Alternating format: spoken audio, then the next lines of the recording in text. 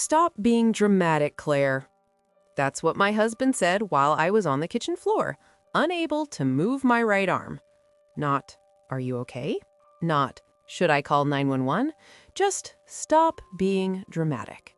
And the worst part? For a second, I believed him. My name is Claire Donnelly. I'm 34 years old. I manage scheduling for a dental practice in Louisville, Kentucky.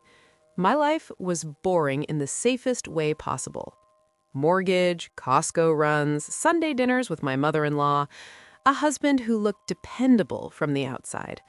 Ryan worked in chemical distribution logistics, warehouse oversight, inventory tracking, nothing glamorous, stable, predictable. Or so I thought. About 6 months before the kitchen floor incident, my hands started trembling.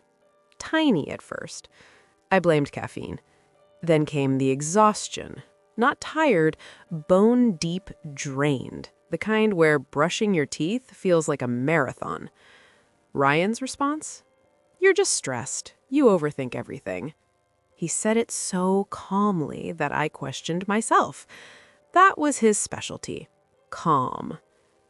3 months in, I fainted at work. Collapsed between operatory 3 and 4. My boss insisted I see a doctor. Ryan said it would just create medical debt for nothing. We didn't have insurance issues. He handled that. Always had. He told me I was covered. I believed him. I didn't know he had removed me from the policy 4 months earlier. Around that same time, something else shifted. Ryan started telling people I was anxious. Subtly. At dinner with friends. She's been having episodes. To my sister. She Googles symptoms all day. To his mother, Linda. I'm worried about her mental health. I didn't know he was saying these things until people started looking at me like I might cry at any moment. That's when you realize reputations can be poisoned long before bodies are.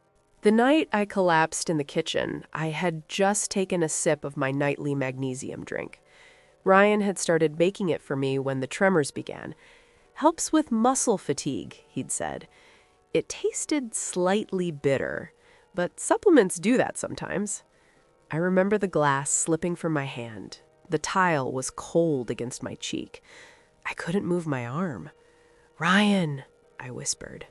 He sighed. Actually sighed. Claire, you have to stop this. Stop what? My nervous system shutting down? I couldn't feel my fingers. He didn't call 911. He went upstairs. I lay there for 14 minutes. I know because I watched the oven clock. And then something happened he didn't expect. The doorbell rang. It was my neighbor, Marissa. She'd seen me through the kitchen window, on the floor. She called 911, not him, her. That's the only reason I'm alive. In the ER, they ran scans, blood work, neurological tests. The attending physician pulled a chair to my bedside. You never want a doctor pulling a chair close. He said my nerve damage pattern didn't look autoimmune.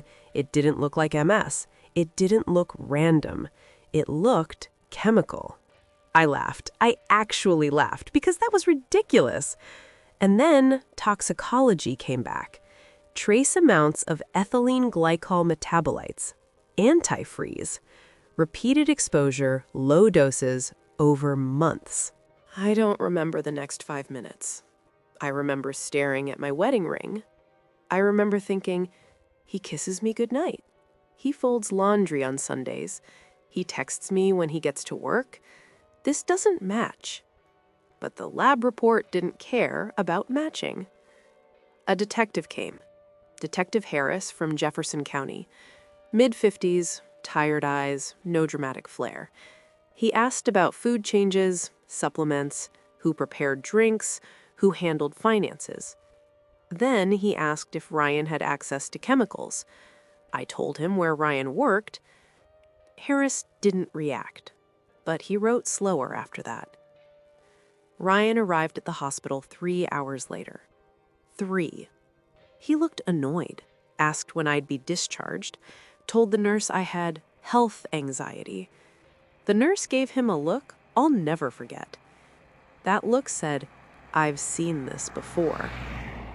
While he sat scrolling his phone, I logged into our joint bank account. There were transfers, small at first, then bigger. $900, $2,300, labeled consulting. There was no consulting. Then I saw it. A policy. $500,000 life insurance. Taken out 5 months ago. Primary beneficiary, Ryan Donnelly. Signature, mine. I never signed it. Detective Harris obtained a warrant. They searched Ryan's storage unit. Inside, 2 antifreeze containers, disposable pipettes, a ledger, notes tracking dose adjustments. Dose adjustments. Like I was an experiment. But here's where it gets worse. There was an apartment lease in his car, in Indiana, signed 4 months ago, and text messages, with someone named Kay. I can't wait until this is over. She's getting weaker. Insurance will clear everything. He wasn't just planning my death. He was planning a replacement. They arrested him at work. No screaming. No chase. Just handcuffs in a warehouse aisle. According to Detective Harris, Ryan said, she was supposed to fade, not collapse. Fade. Like I was background noise. Recovery was slow. My nerves healed inch by inch. Some damage stayed. My right hand still trembles when I'm tired. But what hurt more wasn't my body. It was the realization that the person who said forever had been calculating expiration dates.